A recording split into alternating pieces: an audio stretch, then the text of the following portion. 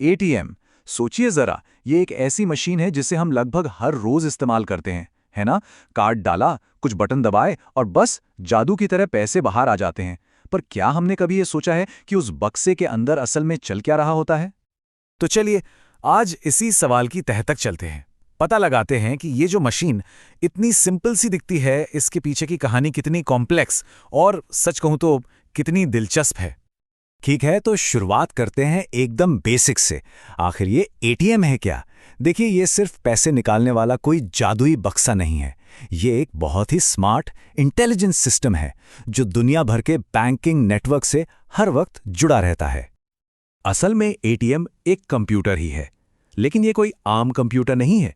ये एक master conductor की तरह है जो अपने अंदर के कई अलग अलग पार्ट्स के पूरे ऑर्केस्ट्रा को डायरेक्ट करता है।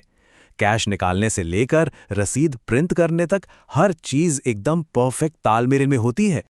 तो किसी भी एटीएम ट्रांजैक्शन का जो सबसे पहला कदम है वो है हमारा प्लास्टिक का कार्ड, जिसे हम डेबिट या एटीएम कार्ड कहते हैं। यहीं से असल में सारी कहानी शुरू होती है।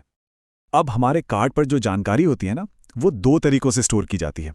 एक तो है पुरानी वाली टेक्नोलॉजी, जो कार्ड के पीछे काली सी मैग्नेटिक पट्टी होती है, और दूसरी है आज की नई और कहीं ज्यादा सिक्योर टेक्नोलॉजी, कार्ड के आगे लगी वो छोटी सी गोल्डन चिप जिसे EMV चिप कहते हैं। ये देखने में बिल्कुल फोन के सिम कार्ड जैसी लगती है। तो जैसे ही हम कार्ड को मशीन में डालते हैं, कार्ड रीडर फौरन इस चिप या स्ट्रिप से सारी जरूरी जानकारी पढ़ लेता है और पलक झपकते ही उसे भेज देता है एटीएम के दिमाग को, मतलब कि उसके मेन बोर्ड को, जो इस पूरे ऑपरेशन का कंट्रोल सेंटर है। अच्छा, कार्ड की जानकारी तो पहुंच गई। अब आता है अगला और सबसे जरूरी स्टेप, सिक्योरिटी चेक। ये एक ऐसी बातचीत है जो हमें दिखाई नहीं देती, लेकिन सेकंड के भी कुछ हिस्से में पूरी हो जाती है। तो देखिए, ये डिजिटल हैंडशेक कितनी तेजी से होता है। हम अपना 4 डिजिट का पिन डालते हैं, एटीएम फौरन उस पिन और कार्ड की जानकारी को एक सीक्रेट कोड में बदल देता है, जिसे एन्क्रिप्शन कहते हैं। फिर यह एन्क्रिप्टेड डेटा सीधे बैंक के मेन सर्वर तक जाता है। वहां सर्वर सब कुछ डबल चेक करता है, पिन सही है, कार्ड की डिटेल्स मैच हो रही हैं, अकाउंट में बैलेंस है, और जैसे ही सब कुछ ठीक मिलता है, वो एटीएम को वापस एक गो अहेड का सिग्नल भेज देता है। जैसे ही सर्वर से हरी झंडी मिलती है, एटीएम का असली जादू शुरू होता है।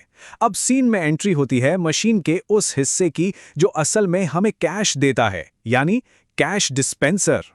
और ये बात 100% सही है। यही वो चीज़ है जो एटीएम को एक मामूली कंप्यूटर से बहुत ज़्यादा कुछ बनाती है।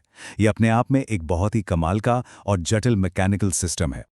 इस डिस्पेंसर के अंदर असल में 3 हीरो काम करते हैं। सबसे पहले हैं कैसेट्स। ये वो खास बक्से हैं जहां 100, 200, 500 के नोट अलग अलग रखे होते हैं। फिर आते हैं रोलर्स। ये बेल्ट और पहियों का एक ऐसा जाल है जो नोटों को एक एक करके बड़ी प्रिसिजन के साथ बाहर खींचता है। और आखिर में हैं सेंसर्स। ये समझिए कि ये मशीन की आंखें हैं जो हर नोट को गिनती भी हैं और साथ ही उसकी क्वालिटी भी चेक करती हैं।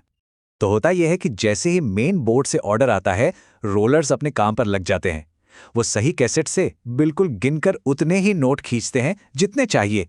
हर एक नोट ऑप्टिकल सेंसर के नीचे से गुजरता है, जो ये भी चेक करता है कि नोट कहीं फटा या मुड़ा हुआ तो नहीं है।